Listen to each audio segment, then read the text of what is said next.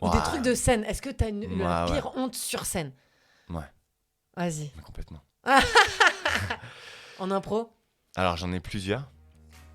Ouais, majoritairement en impro, même que en impro.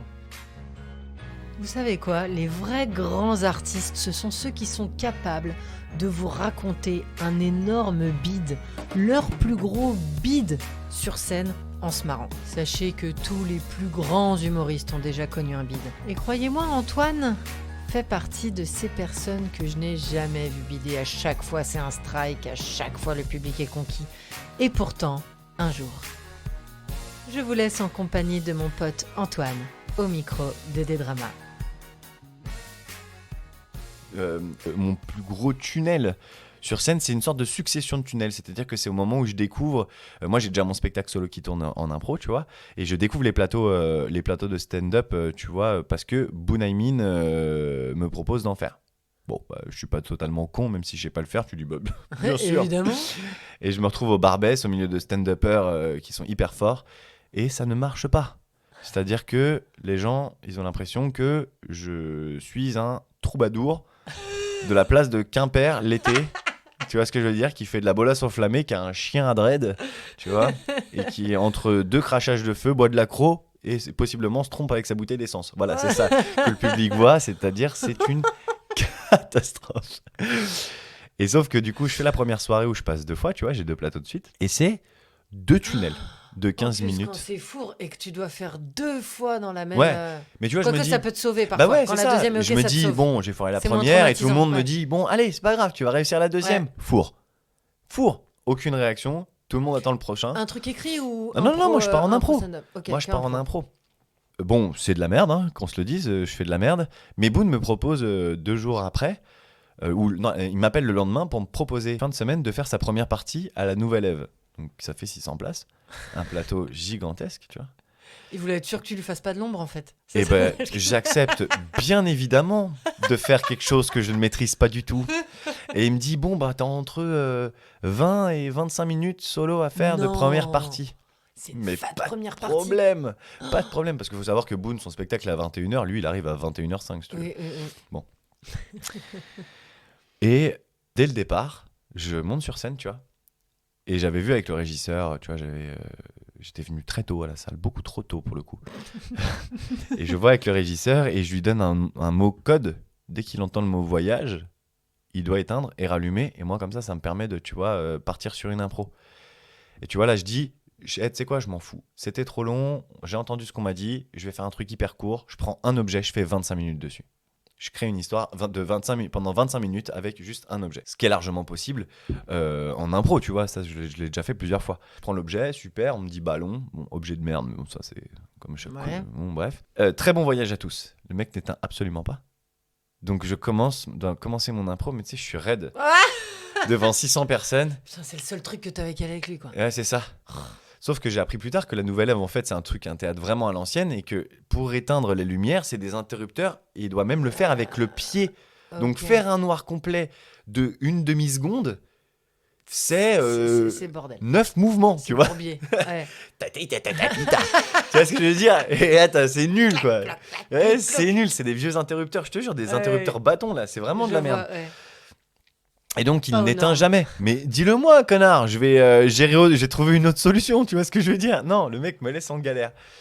Et là, je pars donc droit, et dès la première phrase, écoute-moi bien, dès la première phrase, je sais que je vais rentrer dans le mur là-bas, que je vois au bout, Oh, hein, putain. qui est déjà Cette construit. sensation-là, elle est horrible.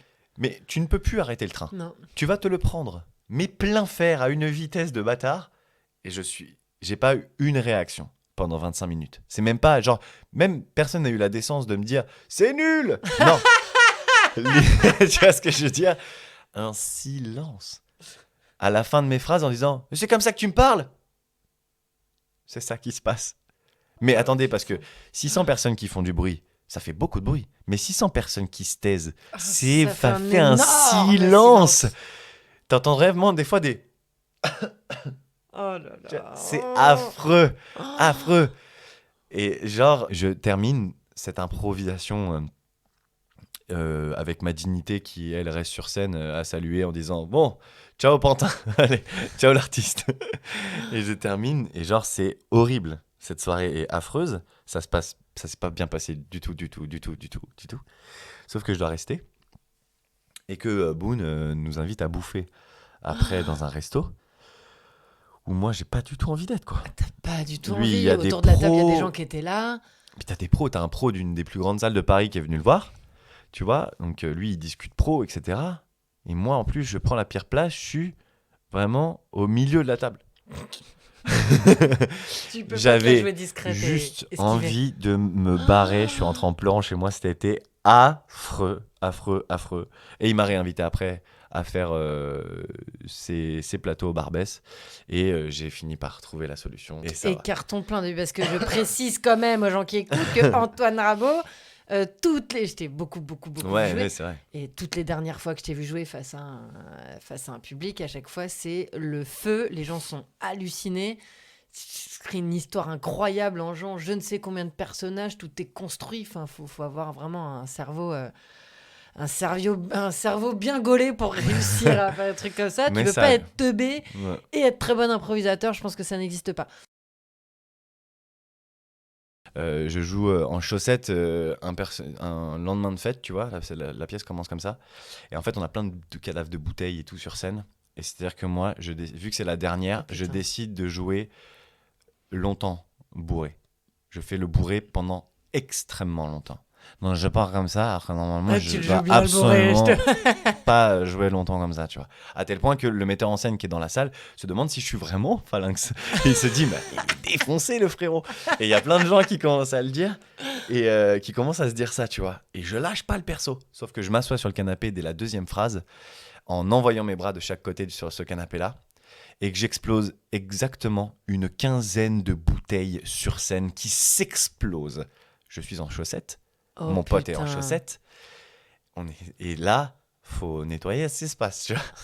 Et je le fais en bourré.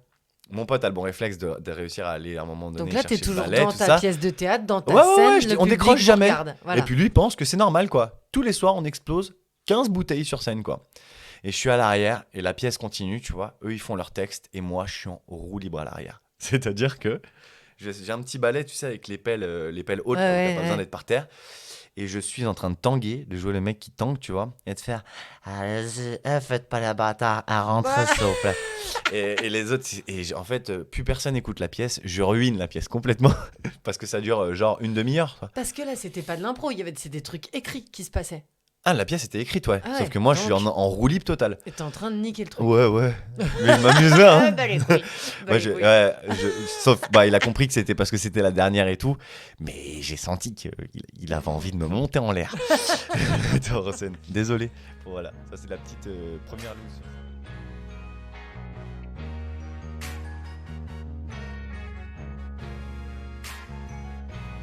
J'espère que tu ricanes un peu, ou au moins que tu souris en écoutant des Dramalouses.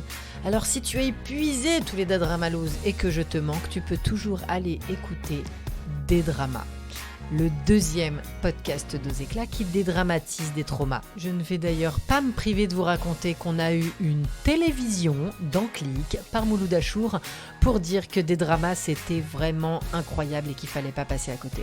Et je vais finir en citant Gatien Mathès qui a fait les musiques de ce podcast, mais aussi Julien Griffon qui fait du montage de Des Dramalouses et de Des Dramas à la perfection avec un salaire de stagiaire. Julien, s'il te plaît, reste avec nous pour toute la vie en stage, on t'aime.